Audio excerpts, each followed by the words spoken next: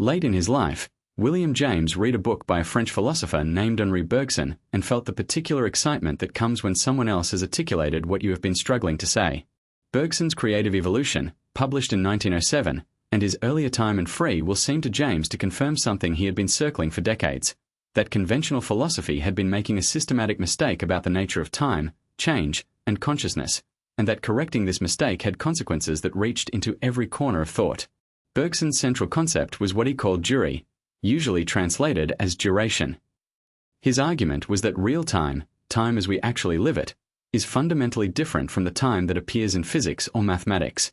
Scientific time is spatialized. It is represented as a line, with moments arranged side by side, each distinct from the others, all of them equally available to analysis. But this picture falsifies the nature of actual experience.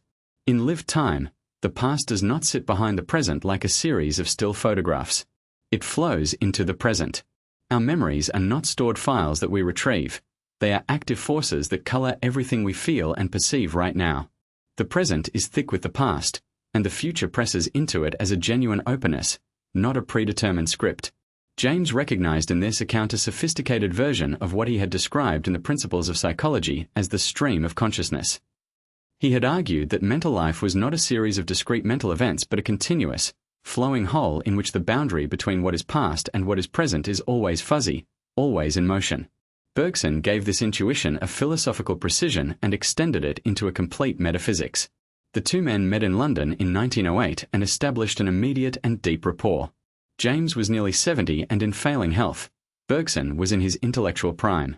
James championed Bergson's work to English-speaking audiences with an enthusiasm that sometimes embarrassed more cautious readers.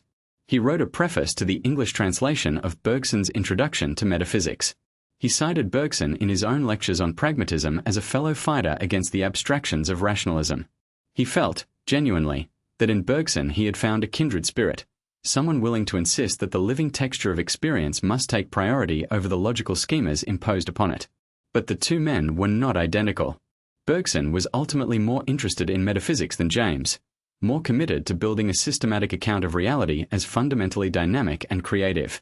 James remained temperamentally more empirical, more suspicious of grand systems, and more focused on practical consequences. Where Bergson wanted to describe the nature of time and life as such, James wanted to know what any theory of time meant for the way human beings should live and act. These were complementary emphases, not contradictions, but they pointed in somewhat different directions. Bergson's influence on James's late philosophical project was substantial.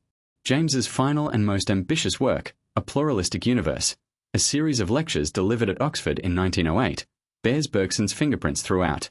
James argued there for a radical empiricism that took continuous experience seriously, that resisted the tendency of rationalist philosophy to carve up the flow of reality into neat, separate, static categories. The world, James insisted, is not made of things arranged in fixed relations. It is a process, a continuing, dynamic, radically plural becoming in which consciousness is not a spectator but a participant. Both men were also united in their opposition to what they called intellectualism, the tendency to mistake the maps of reality for reality itself. Concepts are useful tools. They allow us to communicate and to act. But they are always simplifications of a living original that exceeds them. The error of much philosophy, in James's and Bergson's shared view, was to take the map as authoritative and dismiss the territory whenever it failed to match the map's clean lines. The James-Bergson intellectual friendship is a reminder that philosophy's deepest progress often happens not through argument alone, but through the recognition between minds, the discovery that someone has been working on the same problem from a different angle and has found something you needed to see. For James, Bergson was that someone. And the dialogue between their ideas remains one of the richest in the history of thought about time, consciousness, and what it means to be alive in a world that never stops moving. Subscribe to The Psychology of William James to explore more of his timeless ideas.